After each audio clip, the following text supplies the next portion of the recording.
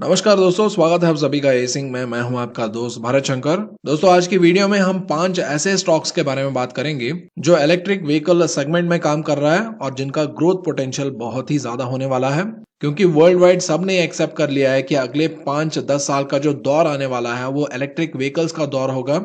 और इस समय में इलेक्ट्रिक व्हीकल्स का एडॉप्शन, टेक्नोलॉजिकल एडवांसमेंट और इलेक्ट्रिक व्हीकल्स का कॉस्ट रिडक्शन पे बहुत तेजी से काम होगा, जिसकी वजह से इलेक्ट्रिक व्हीकल सेगमेंट में जो कंपनीज काम कर रही है उनके स्टॉक्स में भी एक अच्छा खासा इजाफा होने के चांसेस हैं। और इसीलिए आज की वीडियो में हम ऐसे ही 5 स्टॉक्स के बारे में बात करेंगे और ये भी जानने की कोशिश करेंगे कि ये कंपनी ऐसे क्या खास कर रहा है जिसकी वजह से इलेक्ट्रिक व्हीकल सेगमेंट में इनका स्कोप बहुत ज्यादा बढ़ गया है। और इससे पहले कि आगे बढ़े, अभी तक आपने हमारा टेलीग्राम चैनल ज्वाइन नहीं किया तो टेलीग्राम चैनल का ज्वाइनिंग लिंक मैंने वीडियो के डिस्क्रिप्शन में दे दिया है, उसके ऊपर क्लिक करके आप हमारे टेलीग्राम चैनल ज्वाइन कर सकते हैं। और उसके साथ आप हमारे ऑनलाइन स्टॉक मार्केट क्लास भी ज्वाइन कर सकते हैं और हमारे प्रैक्टिस ट्रेडिंग ग्रुप का भी हिस्सा बन सकते हैं। इन दोनों फैसिलिटीज को फ्री में पाने के लिए वीडियो के डिस्क्रिप्शन में जो हमने रेफरल लिंक दिया है उसके ऊपर क्लिक करके डीमैट अकाउंट ओपन कीजिए और उसका आईडी हमारे व्हाट्सएप सपोर्ट नंबर पे शेयर कर दीजिए और हमारा टीम आपको सारा ज्वाइनिंग डिटेल शेयर कर देगा। ज्यादा जानकारी के लिए वीडियो के डिस्क्रिप्शन जाके चेक करें। तो चलिए अभी डिस्कशन को आगे बढ़ाते हैं और बात करते हैं उन 5 स्टॉक्स के बारे में। तो चलिए शुरू करते हैं।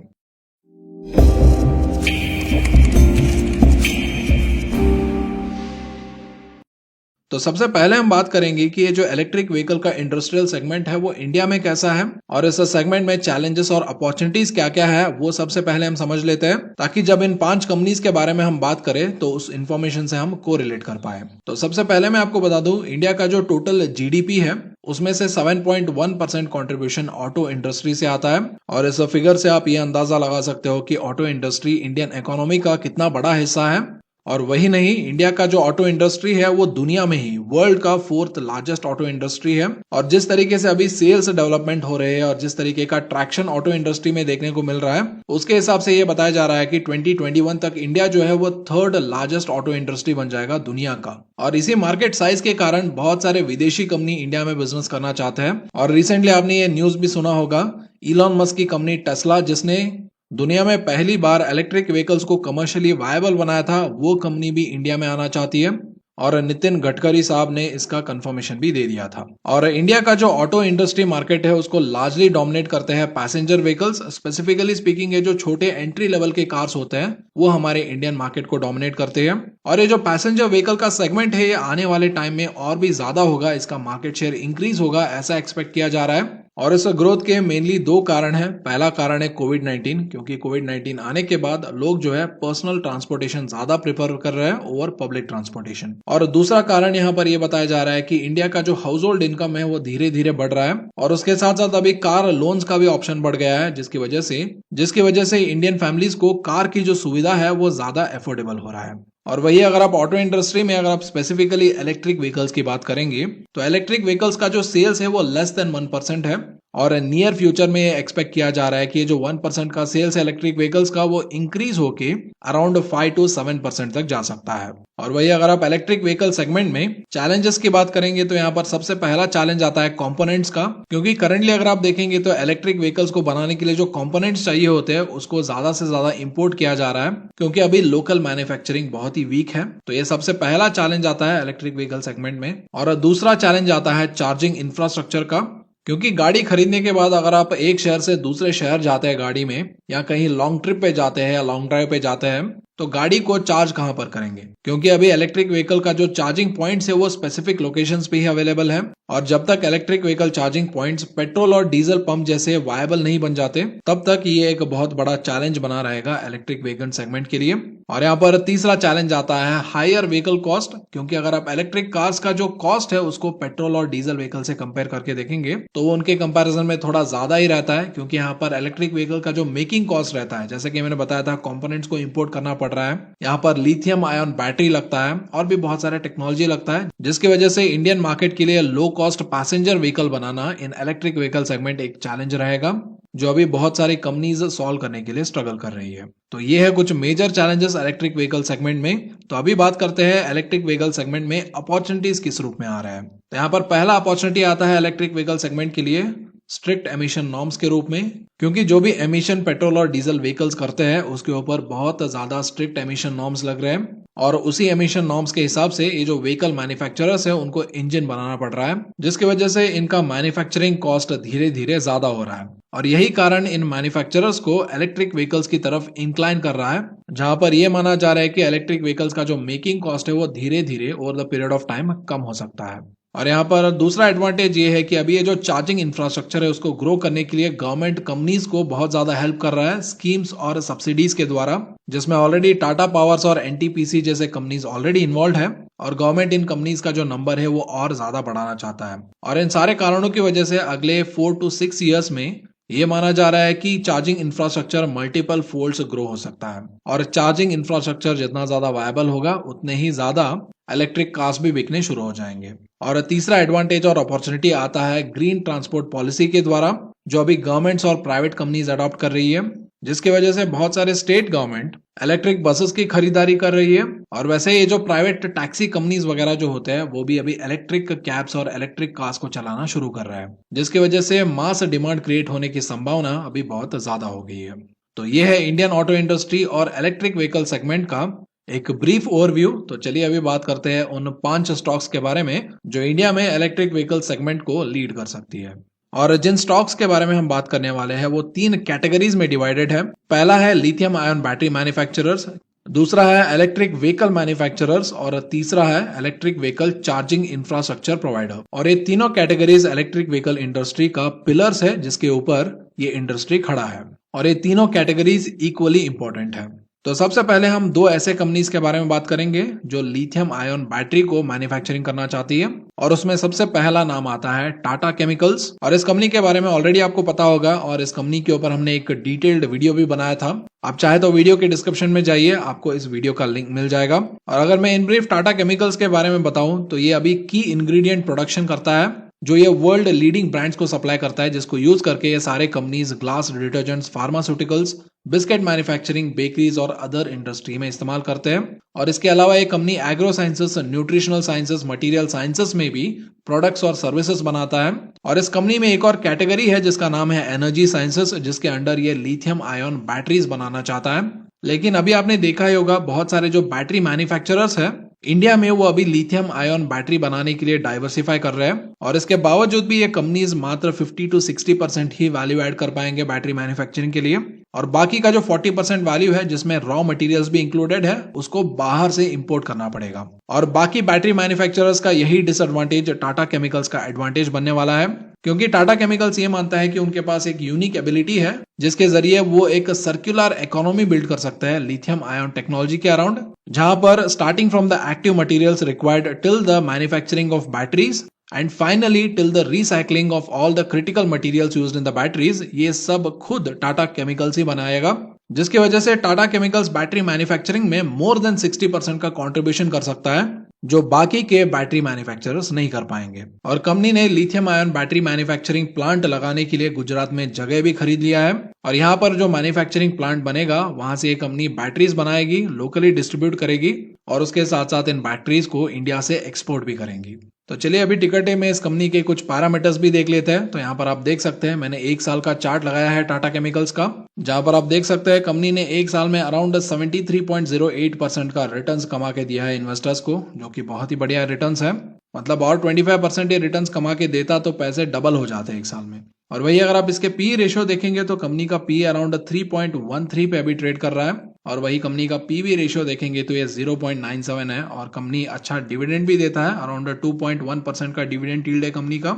और इसके कंपैरिजन में अगर आप सेक्टर पी देखेंगे तो सेक्टर पी यहाँ पर अराउंड 29.48 है, जिसके कंपैरिजन में कंपनी का जो शेयर है वो बहुत ही ज्यादा अंडर वैल्यू नजर आ रहा है। और वही इस सेक्टर का प्राइस टू बुक रेशियो देखेंगे तो अराउंड 2.65 है, और वही सेक्टर का डिविडेंड यील्ड देखेंगे तो 1.03 है। तो इसके कंपैरिजन में टाटा केमिकल्स का जो डिविडेंड यील्ड है वो ज्यादा सुपीरियर नजर आ रहा है। और लिथियम आयन बैटरी मैन्युफैक्चरिंग में 2 और बड़ी बैटरी कंपनीज आने वाली है, और इन दोनों बैटरी कंपनीज का बिजनेस मॉडल सेम है, तो इसीलिए मैं इन दोनों को कंबाइन करके एज अ सिंगल एंटिटी ही डिस्कस करूंगा। और इन दोनों कंपनीज का नाम है अमराजा बैटरीज और एक्साइट इंडस्ट्रीज। दोनों कंपनीज ही लेड एसिड बैटरीज बनाती है, जिसका एप्लीकेशन इंडस्ट्रीज और ऑटोमोबाइल्स में किया जाता है। और साथ ही साथ ये सोलर, रेलवेज और टेलीकॉम जैसे सेक्टर्स के लिए भी अपने बैटरीज सप्लाई करती है। और इन दोनों कंपनीज का एक बिग चंक ऑफ सेल आता है रिप्लेसमेंट बैटरी से। और ये दोनों ही कंपनीज अभी लिथियम आयन बैटरी मैन्युफैक्चरिंग में कदम रखने वाली है, जिसके लिए दोनों कंपनीज अपना मैन्युफैक्चरिंग प्लांट लगाना भी शुरू कर दिया है। अगर आप एम राजा बैटरीज की बात करेंगे तो इनका मैन्युफैक्चरिंग प्लांट आंध्र प्रदेश में लग रहा है। और लिथियम आयन बैटरी टेक्नोलॉजी के लिए एम राजा बैटरीज क्लोजली काम कर रहा है इंडियन इंस्टीट्यूट ऑफ टेक्नोलॉजी यानी IIT चेन्नई के साथ। और वही एक्साइड इंडस्ट्रीज की बात करेंगे तो एक्साइड इंडस्ट्रीज बैटरी के अलावा ये लाइफ इंश्योरेंस बिजनेस में भी काम करता है। और इस कंपनी ने अभी एक जॉइंट वेंचर फॉर्म किया है एक स्विस कंपनी के साथ, जिसके जरिए ये लिथियम आयन बैटरी का मैन्युफैक्चरिंग करेगा। और इस जॉइंट वेंचर में जो भी लिथियम आयन बैटरी टेक्नोलॉजी है वो इस स्विस कंपनी के जरिए आएगा। और एक्साइट इंडस्ट्रीज इस टेक्नोलॉजी का इस्तेमाल करके बैटरी मैन्युफैक्चरिंग करेगा। और इस मैन्युफैक्चरिंग के लिए गुजरात में इनका प्लांट अभी सेटअप हो रहा है। और वही अगर आप एम राजा बैटरी के स्टॉक स्पेसिफिक डिटेल्स अगर आप बात करेंगे तो यहाँ पर आप टिकर टेप पे देख सकते हैं एक साल का चार्ट में इसने अराउंड 34.16% का रिटर्न्स डिलीवर किया है। और कंपनी का पी रेशियो अराउंड 25.7 है, पीवी रेशियो अराउंड 4.64 है और डिविडेंड यील्ड अराउंड 1.10 है।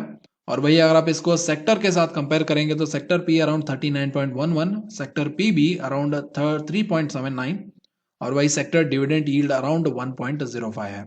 और सबसे बड़ा एडवांटेज एम राजा बैटरी एक डेट फ्री कंपनी है, मतलब कंपनी के ऊपर कोई भी लॉन्ग टर्म डेट ऑब्लिगेशंस नहीं है।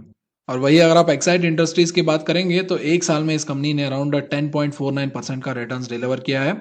कंपनी का पी रेशियो अराउंड 22.35 है, कंपनी का PB ratio 2.66, dividend yield around 2% है जो कि एम राजा बैटरी से थोड़ा सुपीरियर है।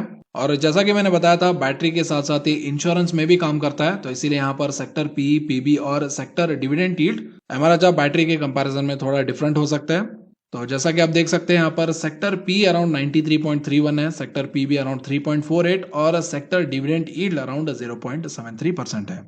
तो चलिए अभी बात करते हैं नेक्स्ट कैटेगरी ऑफ कंपनी के बारे में जो चार्जिंग इंफ्रास्ट्रक्चर प्रोवाइड करता है। और इसमें दो नाम निकल के आते हैं, पहला नाम है टाटा पावर्स और दूसरा है एनटीपीसी। लेकिन इन्वेस्टमेंट और स्टॉक मार्केट को पर्सपेक्टिव में रखते हुए यहाँ पर हम सिर्फ टाटा पावर्स का डिस्कशन करेंगे। और हमारे चैनल पे ऑलरेडी 3 वीडियोस अपलोडेड है जो टाटा पावर्स को इन डिटेल कवर करता है।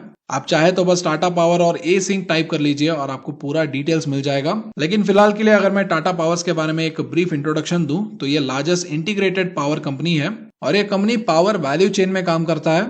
मतलब ये जो एंटायर प्रोसेस है बिजली जनरेट करने का और उसको आपके घर तक पहुंचाने का, उस सारे प्रोसेस में टाटा पावर इन्वॉल्व होता है और इसीलिए इसको एक पावर वैल्यू चेन कंपनी भी बताया जाता है। और टाटा पावर का जो अभी मेजर पावर जनरेशन होता है वो थर्मल पावर प्लांट से होता है जहां पर कोयला जला के पावर क्रिएट किया जाता है। और टाटा पावर का अभी क्लीन एनर्जी शेयर, मतलब ये जो विंड, सोलर और रिन्यूएबल एनर्जी सोर्सेज होते हैं वहां से अभी 30% का एनर्जी शेयर है। लेकिन रिसेंटली ये जो ESG नॉर्म्स है उसको मद्देनजर में रखते हुए टाटा पावर्स ने ये कमिटमेंट किया है कि बाय 2025 उनका जो 60% ऑफ द पावर जनरेट होता है वो सारे रिन्यूएबल एनर्जी से आएगा और बाय 2025 ये कंपनी कार्बन न्यूट्रल कंपनी बन जाएगा, ऐसा कंपनी ने कमिटमेंट किया है। और यहाँ पर सबसे बड़ी बात यह है कि ये कंपनी जो है electric vehicle charging infrastructure build कर रहा है, जिसमें इसने already around 170 charging points already setup कर दिया है। और कंपनी ने ऐसे चार्जिंग पॉइंट्स को देश के हर कोने में लगाने का कमिटमेंट उठाया है। और इस कमिटमेंट को फुलफिल करने के लिए कंपनी ने रिसेंटली एक एग्रीमेंट साइन किया है ऑयल कंपनीज के साथ, जिसमें IOCL, HPCL और भी बहुत सारे कंपनीज इन्वॉल्व है। और इस एग्रीमेंट के जरिए ये जो पेट्रोल पंप्स है वहां पर टाटा पावर्स अपना इलेक्ट्रिक व्हीकल चार्जिंग पॉइंट्स लगाना चाहता है। मतलब जिस जगह आप पेट्रोल भरवाने जाते हो उसी जगह आपको इलेक्ट्रिक व्हीकल चार्जिंग पॉइंट्स भी मिल जाएंगे। और इस प्लान के जरिए टाटा पावर एक एस्टैब्लिश्ड प्लेयर बन सकता है इन इलेक्ट्रिक व्हीकल चार्जिंग इंफ्रास्ट्रक्चर। तो चलिए अभी टिकर टेप में टाटा पावर्स का स्टॉक स्पेसिफिक डिटेल्स भी कुछ देख लेते हैं। तो यहाँ पर मैंने एक साल का चार्ट लगाया है और इसने अराउंड 44.86% का रिटर्न्स डिलीवर किया है इन्वेस्टर्स को। और वही कंपनी का जो पी रेशियो अराउंड 22.88 है और वही कंपनी का पीबी रेशियो अराउंड 1.06 और डिविडेंड यील्ड अराउंड 1.8% है। और वही सेक्टर पी देखेंगे तो सेक्टर पी अराउंड 16.56 है और सेक्टर पी के कंपैरिजन में ये थोड़ा ओवर वैल्यू नजर आ रहा है। लेकिन अभी इन्वेस्टर्स इसका पूरा वैल्यूएशन बेट इसके ग्रीन एनर्जी पे लगा रहा है, क्योंकि कंपनी जितना ज्यादा अपना शेयर ग्रीन एनर्जी पे इंक्रीज करेगा उतना ही ज्यादा कंपनी का वैल्यूएशन भी बढ़ता जाएगा। और करंटली इसका कंपैरिजन बाकी के जो पावर मैन्युफैक्चरर्स और डिस्ट्रीब्यूटर्स है जो नॉन रिन्यूएबल एनर्जी सेक्टर में काम करते हैं उनके साथ कंपेयर किया जा रहा है। लेकिन एज कमिटेड जब टाटा पावर्स का जो एनर्जी शेयर है वो 60% से ज्यादा रिन्यूएबल में चला जाएगा, तब कंपनी का वैल्यूएशन ड्रास्टिकली जंप हो सकता है। तो चलिए अभी देखते हैं कंपनी का पीबी रेशियो जो कि अराउंड 1.06 है, कंपनी का डिविडेंड यील्ड अराउंड 1.80 है, जिसको अगर आप सेक्टर पीबी से कंपेयर करेंगे तो ये अराउंड 1.85 है और सेक्टर डिविडेंड यील्ड अराउंड 3.08% है। तो चलिए अभी फाइनली बात करते हैं उस सेगमेंट ऑफ स्टॉक्स के बारे में जो इलेक्ट्रिक कार मैन्युफैक्चर करती है। और इलेक्ट्रिक कार मैन्युफैक्चरिंग में सबसे पहला नाम आता है महिंद्रा एंड महिंद्रा का, जो कि इस सेगमेंट में बहुत ही स्ट्रॉन्ग प्लेयर बन सकता है, क्योंकि इस कंपनी का जो बिजनेस है वो डिफरेंट सेगमेंट्स में डिस्ट्रीब्यूटेड है। और कंपनी जो है पैसेंजर व्हीकल सेगमेंट में बहुत ही ज्यादा डोमिनेटिंग और स्ट्रॉन्ग है। और कार्स के पैसेंजर व्हीकल सेगमेंट में कंपनी का अराउंड 7.1% मार्केट शेयर है। और ये कंपनी इंडिया में इलेक्ट्रिक व्हीकल्स का पायनियर भी माना जाता है, क्योंकि 2001 में कंपनी ने सबसे पहला इलेक्ट्रिक व्हीकल लॉन्च किया था जिसका नाम था रेवा। और अभी फास्ट फॉरवर्ड 2020 में कंपनी अराउंड 5 इलेक्ट्रिक व्हीकल्स का प्रोडक्शन करता है। और कंपनी अपने जो इलेक्ट्रिक व्हीकल्स है उनका कॉस्ट घटाने के लिए और क्वालिटी बढ़ाने के लिए एक R&D डिपार्टमेंट भी इसने सेट किया है बैंगलोर में, जो पूरी तरीके से इलेक्ट्रिक व्हीकल मैन्युफैक्चरिंग पे रिसर्च करेगा, डेवलपमेंट करेगा और इसके मैन्युफैक्चरिंग पे फोकस करेगा। और यही नहीं, कंपनी जो है बहुत सारे विदेशी कंपनियों के साथ स्ट्रेटेजिक अलायंस कर रहा है, जिससे कंपनी को लेटेस्ट टेक्नोलॉजी और प्रोडक्शन मेथड्स का नॉलेज ट्रांसफर रेगुलर बेसिस पे मिलता रहेगा, जिसकी मदद से कंपनी जो है इंडियन इलेक्ट्रिक व्हीकल सेगमेंट में आगे रह सकता है। और वही अगर आप कंपनी के प्राइस चार्ट देखेंगे तो कंपनी ने एक साल में अराउंड 40.52% का रिटर्न्स कमा के दिया है इन्वेस्टर्स को। और हालांकि आपको पता ही है ऑटो इंडस्ट्री कुछ टाइम से मंदी में था और कोविड की वजह से तो इसके ऊपर बहुत ज्यादा इंपैक्ट पड़ा था। और इसी बात को कंसिडर करते हुए अभी हम कंपनी के पी, पीबी और डिविडेंड यील्ड बात नहीं करेंगे और इनके ऊपर, इस कंपनी के ऊपर कोई भी ओपिनियन बनाने की कोशिश नहीं करेंगे। तो चलिए अभी बात करते हैं उस दूसरे कंपनी के बारे में जो अभी इलेक्ट्रिक व्हीकल मैन्युफैक्चरिंग में काम कर रहा है, और उस कंपनी का नाम है टाटा मोटर्स। और पैसेंजर व्हीकल सेगमेंट में टाटा मोटर्स का शेयर अराउंड 4.8% है और ये सेकंड कंपनी है to enter electric vehicle market after Mahindra and Mahindra. और टाटा मोटर्स का एक बड़ा फोकस इलेक्ट्रिक बसेस के ऊपर है, क्योंकि बहुत सारे स्टेट और central government entities Tata Motors के साथ प्रोक्यूरमेंट डील में बंधे हुए हैं, जहां पर इन बसेस की सप्लाई सिर्फ टाटा मोटर्स ही कर सकता है। और आपको याद होगा मैंने वीडियो के स्टार्टिंग में बताया था कि बहुत सारे गवर्नमेंट और private entities green transport initiative ले रही है, जहां पर वो इलेक्ट्रिक बसेस और इलेक्ट्रिक व्हीकल्स की खरीदारी कर रही है। और जिससे मैंने बोला था कि एक मास डिमांड क्रिएट हो सकता है, और इस डिमांड का सबसे बड़ा एडवांटेज टाटा मोटर्स को यहाँ पर मिल सकता है। और यही नहीं, पैसेंजर व्हीकल्स में भी टाटा मोटर्स का एक बहुत ही स्ट्रॉन्ग पोजीशन है, जहां पर कंपनी 3 इलेक्ट्रिक व्हीकल्स बनाती है, जहां पर ये नैनो, टाइगोर और टियागो का इलेक्ट्रिक व्हीकल वेरिएंट भी बनाता है। और वही अगर आप सेल्स की बात करोगे तो टाटा मोटर्स ने लास्ट 3 क्वार्टर्स में अराउंड 1600 इलेक्ट्रिक व्हीकल्स बेचा है, और नेक्स्ट क्वार्टर में टाटा मोटर्स ये एक्सपेक्ट कर रहा है कि इसका electric vehicle sales around 1400 vehicles की हो सकती है। और इसके अलावा ये भी बोला जा रहा है कि नियर फ्यूचर में अराउंड 5 लाख इलेक्ट्रिक बसेस की भी डिमांड आ सकती है, जिससे कंपनी को अच्छा खासा फायदा हो सकता है। और रिसेंटली मीडिया में कुछ रूमर्स भी चल रहे थे, जहां पर ये बताया जा रहा था कि टेस्ला, इलॉन मस्क की जो कंपनी है, वो टाटा मोटर्स के साथ पार्टनरशिप करना चाहती है और इसके साथ टाटा मोटर्स में स्टेक भी खरीद सकता है, ऐसा रूमर्स चल रहे थे। लेकिन अभी तक कोई भी ऑफिशियल कंफर्मेशन सामने नहीं आया है। अगर कोई ऑफिशियल कंफर्मेशन आएगा तो मैं इमीडिएटली उसको अपने टेलीग्राम चैनल पे डेफिनेटली शेयर कर दूंगा। तो वही अगर आप टाटा मोटर्स के प्राइस चार्ट देखेंगे एक साल का, तो इसने एक साल में अराउंड 21.17% का रिटर्न्स डिलीवर किया इन्वेस्टर्स को। और जैसा कि मैंने महिंद्रा एंड महिंद्रा के केस में बताया था, ऑटो सेक्टर मंदी में चल रहा था और कोविड का बहुत ज्यादा इंपैक्ट पड़ा था, तो इसीलिए यहाँ पर कंपनी के की मैट्रिसेस को कंसिडर करके कंपनी के ऊपर हम कोई भी ओपिनियन बनाने की कोशिश नहीं करेंगे। तो ये है वो 5 स्टॉक्स जिसको इलेक्ट्रिक व्हीकल सेगमेंट से बहुत ज्यादा फायदा मिल सकता है और ये इलेक्ट्रिक व्हीकल सेगमेंट को लीड कर सकते हैं। और जनरली मेरा स्ट्रैटेजी यही रहता है कि अगर मैं किसी सेक्टर पे बुलिश होता हूँ या किसी सेक्टर में तेजी आने की संभावना रहती है, तो यूजुअली मैं उस सेक्टर में टॉप कंपनीज को चुनता हूँ और उनका पोर्टफोलियोज बनाता हूँ और पोर्टफोलियो में ही इन्वेस्ट करता हूँ, जिससे ऑटोमेटिकली मेरा जो रिस्क है वो कहीं गुना कम हो जाता है। और ऐसे ही मैंने अपने लिए लॉन्ग टर्म पोर्टफोलियोज बनाया है स्मॉल केस में, जहां पर पहला स्मॉल केस पोर्टफोलियो का नाम है एसिंक लॉन्ग टर्म जेम्स और दूसरे का नाम है एसिंक सुपर वेल्थ। और मैंने इन दोनों पोर्टफोलियोज का लिंक भी वीडियो के डिस्क्रिप्शन में दे दिया है। आप जाके इन पोर्टफोलियोज को चेक कर सकते हो और सीख सकते हो कि पोर्टफोलियो कैसे बनाते हैं और पोर्टफोलियो में कैसे स्टॉक्स चुने जाते हैं। और ये जो मैंने पोर्टफोलियो लिंक दिए है ये सिर्फ स्मॉल केस मोबाइल ऐप में ही खुलता है और इसीलिए मैंने स्मॉल केस मोबाइल ऐप का डाउनलोड लिंक भी वीडियो के डिस्क्रिप्शन में दे दिया है। और मैं आशा करता हूँ आज का वीडियो आपको पसंद आया होगा और ऐसे क्वालिटी कंटेंट बनाने के लिए हमारी टीम बहुत ज्यादा मेहनत करती है। अगर आप हमारी टीम को अप्रिशिएट करना चाहते हैं तो वीडियो को तुरंत लाइक कर दीजिए और कमेंट सेक्शन में हमारी टीम के बारे में कुछ ना कुछ जरूर लिख दीजिए। अगर आप ऐसे क्वालिटी कंटेंट इन फ्यूचर में भी देखते रहना चाहते हैं तो हमारे चैनल को तुरंत सब्सक्राइब कर लीजिए और बेल नोटिफिकेशन को भी दबा दीजिए ताकि जब भी हम कोई नया वीडियो अपलोड करें तो आपको तुरंत नोटिफिकेशन मिल जाए। तो चलिए आज की वीडियो में बस इतना ही। मैं आपसे मिलता हूं एक और इन्फॉर्मेटिव वीडियो में। तब तक के लिए this is Bharat Shankar signing off.